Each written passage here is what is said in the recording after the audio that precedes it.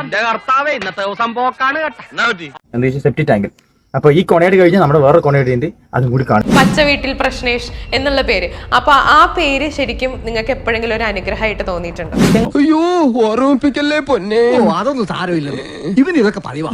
അങ്ങനെ ഒരു വൈബിലാണ് green house എന്ന ഒറ്റ പേരാണ്, അല്ല ഗ്രീൻ വേറെ വീട് വേറെ അല്ല, ഗ്രീൻ ഹൗസ് ഒറ്റ വാക്കാണ് ഞാൻ എന്റെ കമ്പനിക്ക് ഇട്ടേക്കുന്നത്. അങ്ങനെ വിളിക്കുന്നതെന്ന് മറ്റു ചിലർ. നിങ്ങൾക്ക് ഇതിൽ ഇഷ്ടമുള്ളത് വിളിക്കാം, തള്ളക്ക് വിളി ഒഴിച്ച്. ഒന്നും വിചാരിക്കല്ലേ, ഇച്ചിരി സാനിറ്റൈസർ അടിക്കുവാണ് കേട്ടോ. നമ്മുടെ ബേസിക് ഹൈജീന്റെ ഭാഗമായിട്ട് ഇപ്പൊ ചിത്രയെ അടിച്ചോളൂ, വിഷയമില്ല, അപ്പൊ പ്രശ്നം തീർന്നു. ഞാൻ നിങ്ങളുടെ ഇന്റർവ്യൂ ആയതുകൊണ്ടുണ്ടല്ലോ ഞാൻ എടുത്തിട്ടുണ്ടായിരുന്നു.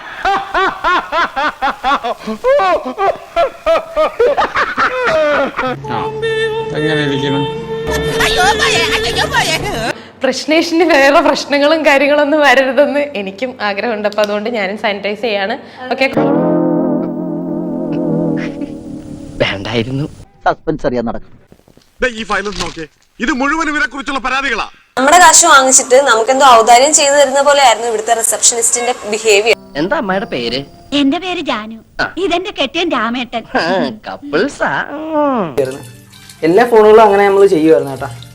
അങ്ങനെ നൈസായിട്ട് എടാ മോനെ, എടാ നീ റീച്ച് കിട്ടാൻ വേണ്ടി ചെയ്യുന്നല്ലടാ പൊട്ടനാ നീ.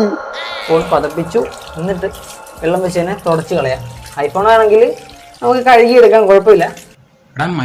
3 ഈ സംഭവമില്ലേ, ഇത് 3 MD ആണ്. ഇതിനകത്ത് മാത്രമേ ഗുളികയുള്ളൂ.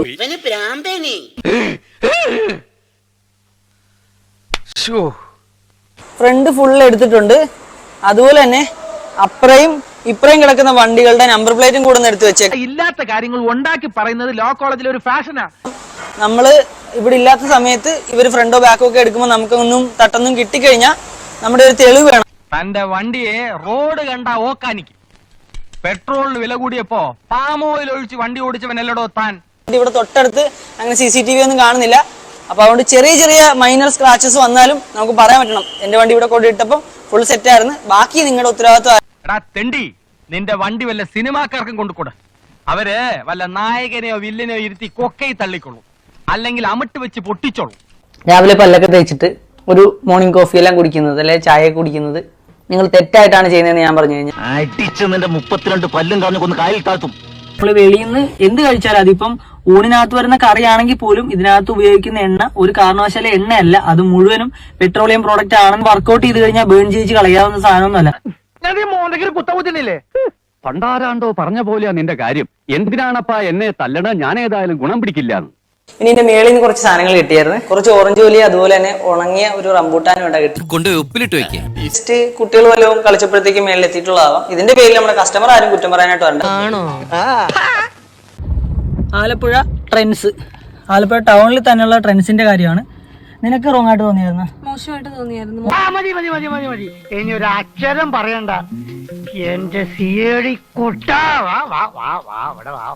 വലിയ വലിയ പേരുകളുള്ള വലിയ വലിയ കടകൾ ഇങ്ങനെയാണ് കാണിക്കുന്നതെങ്കിൽ പാതിരാത്രികളിലൊക്കെ ഈ തുറന്നു വെച്ചേക്കുന്ന എന്തിനാണ്? ഈ നിർത്ത്.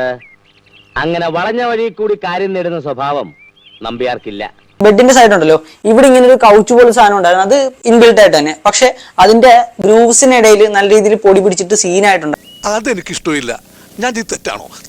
കട്ടിലുകളുണ്ടല്ലോ, ഇനി അടിയിൽ ഗ്യാപ്പ് ഉണ്ടെങ്കിൽ നിങ്ങൾ അതിനടി എന്തായാലും മിസ്റ്റർ പ്രഭാകർ, എനിക്ക് നിങ്ങളെ മനസ്സിലാവുന്നില്ല. ടിവിയോ എന്തെങ്കിലും സംഭവങ്ങൾ ഉണ്ടെങ്കിൽ അതിന്റെ പുറകിൽ ഇതേ നോക്കി, ഇവിടെ ഒന്ന് നോക്കി, അത്യാവശ്യം ഇതേ പൊടിയുണ്ട് കേട്ടോ. നിന്റെ എല്ലിയെ ചവിട്ടി പൊട്ടിക്കും. അവന്റെ വെളിവേട് ഞാൻ മാറ്റും. ഇതിന്റെ മേളിൽ വരുമ്പോഴത്തേക്കും ഈ ഭാഗങ്ങളിൽ നോക്കുക, പൊടിയുണ്ട് കണ്ട. എനിക്കിത് കേൾക്കുമ്പോഴാ കയറി വന്നേ, മേളിലോട്ട് കയറി വന്നേ. ദേ ഇവിടെ പൊടിയുണ്ട് കണ്ട. നമ്മൾ കിടക്കുന്നതിന് തൊട്ട് മേളിലത്തെ കർട്ടന്റെ ആ ഒരു റെയിലാണ്. അല്ല മുകളിൽ ആരാണ്? അല്ലേ നിങ്ങൾക്ക് വിശ്വാസം ഇല്ലാന്ന് പറയും ചെയ്യാം, പിന്നെ മുകളിലേക്കാ പോണേ. ഫ്രണ്ട് തെണ്ടി, ഞാനിവനെ ക്ലോസ് ആക്കുന്നതിന് മുമ്പ് നീ ഇവനെ വിളിച്ചോട്ട് പോടാ. എടാ വിളിച്ചോട്ട് പോവാൻ.